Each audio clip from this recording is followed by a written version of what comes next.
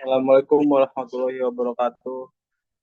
Nama saya Rizky Adriansyah dengan NIM 09031382227135. Di sini saya akan menjelaskan materi tentang Material Requirement Planning (MRP). Baik, definisi MRP adalah MRP itu kepanjangannya Material Requirement Planning, adalah teknik manajemen inventaris berbasis komputer yang dirancang untuk meningkatkan produktivitas untuk bisnis perusahaan menggunakan sistem perencanaan kebutuhan material untuk memastikan bahwa bahan dan komponen tersedia dalam jumlah yang tepat dan menjadwalkan waktu pengirimannya. MRP sering dianggap sebagai bagian dari pengendalian persediaan. MRP merupakan alat yang efektif untuk meminimalkan investasi persediaan yang tidak perlu.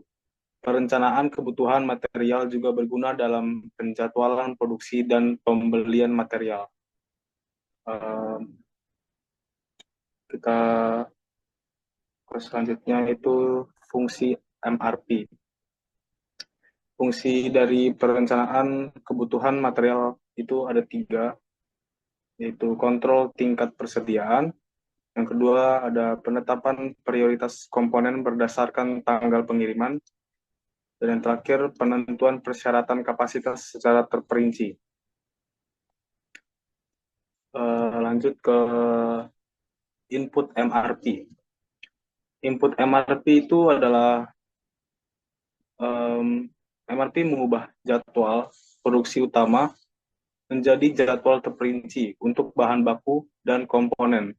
Namun jadwal produksi utama adalah salah satu dari tiga sumber data input yang menjadi dasar MRP.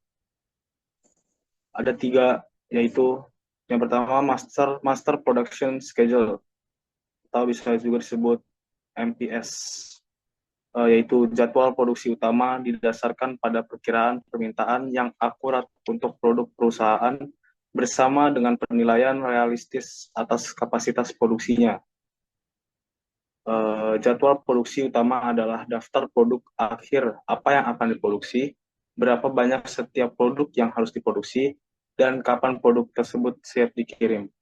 Yang kedua ada Bill of Material, yaitu untuk menghitung bahan baku dan komponen yang diperlukan untuk produk akhir yang tercantum dalam jadwal produksi utama. Struktur produk harus diketahui. Hal ini ditentukan oleh Bill of Material yang merupakan daftar bagian komponen dan subrakitan yang membentuk setiap produk yang menggabungkan semua rakitan ini. Kita akan memiliki file Bill of Material atau BOM. Yang terakhir ada Inventory Record, yaitu dalam MRP memiliki data terkini yang akurat tentang status persediaan adalah hal yang wajib. Hal ini dilakukan dengan memanfaatkan sistem persediaan terkomputerisasi yang memelihara file catatan persediaan, penjelasan tentang waktu tunggu atau bisa disebut juga dengan lead time untuk komponen bahan baku dan rakitan harus ditetapkan dalam file catatan persediaan. Lanjut ke proses MRP. Proses MRP pun juga di sini ada 4. Yang pertama ada memperkirakan permintaan dan bahan yang dibutuhkan untuk memenuhinya. Yaitu langkah awal dari proses MRP adalah mencari tahu permintaan pelanggan dan persyaratan untuk memenuhinya dengan menggunakan Bill of Material yang merupakan daftar rakitan bahan baku dan komponen yang diperlukan untuk membuat produk akhir. MRP memecah permintaan menjadi bahan baku dan komponen tertentu. Yang kedua ada memeriksa permintaan terhadap persediaan dan mengalokasikan sumber daya.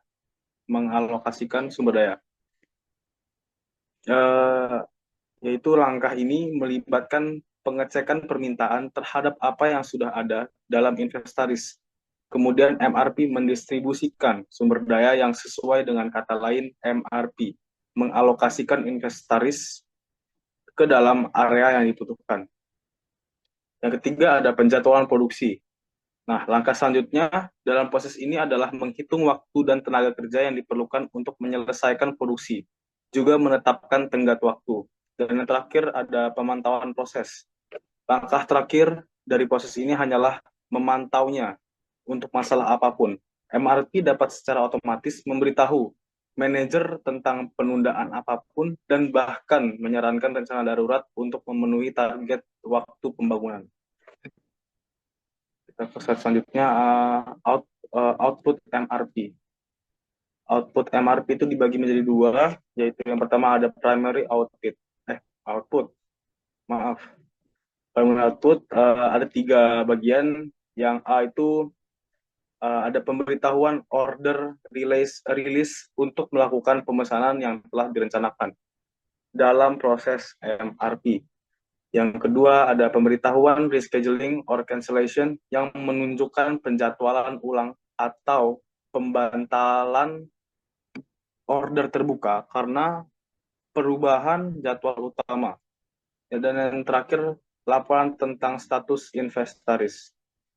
Dan yang bagian kedua itu ada secondary output. Ada tiga macam. Yang pertama itu laporan kinerja dari berbagai tipe yang menunjukkan penggunaan item, biaya aktual versus waktu tunggu yang direncanakan, dan lain-lain. Yang kedua ada laporan ekspektasi yang menampilkan deviasi dari jadwal pesanan yang terlambat memo dan sebagainya. Dan yang terakhir ada perkiraan persediaan yang menunjukkan proyeksi tingkat persediaan di periode mendatang.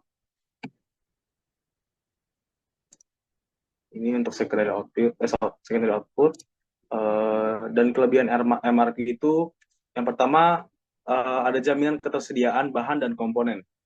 Yang kedua ada minimalisasi tingkat persediaan dan biaya terkait. Yang ketiga ada manajemen inventaris yang optimal. Yang keempat ada pengurangan waktu tunggu pelanggan. Yang kelima ada peningkatan efisiensi dan produktivitas.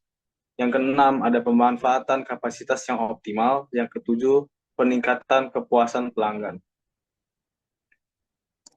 Baik, kekurangan MRP itu adalah sistem MRP seringkali sulit dan mahal untuk diterapkan. Yang kedua, kurangnya fleksibilitas dalam hal jadwal produksi karena MRP sangat bergantung pada informasi yang akurat tentang input utama, terutama inventaris permintaan dan produksi. Jika satu atau dua input tidak akurat, hal itu dapat memperbesar kesalahan pada tahap selanjutnya. Yang ketiga ada MRP dirancang, meskipun MRP dirancang untuk memastikan tingkat persediaan yang memadai pada waktu yang diperlukan, perusahaan dapat tergoda untuk menyimpan lebih banyak persediaan daripada yang diperlukan sehingga meningkatkan biaya persediaan. Udah, mungkin itu saja. Ini untuk kesimpulannya, yaitu MRP adalah alat yang powerful untuk manajemen inventaris dan produksi, namun memerlukan implementasi dan pengelolaan yang hati-hati untuk memaksimalkan manfaatnya. Sekian dari saya, terima kasih. Wassalamualaikum warahmatullahi wabarakatuh.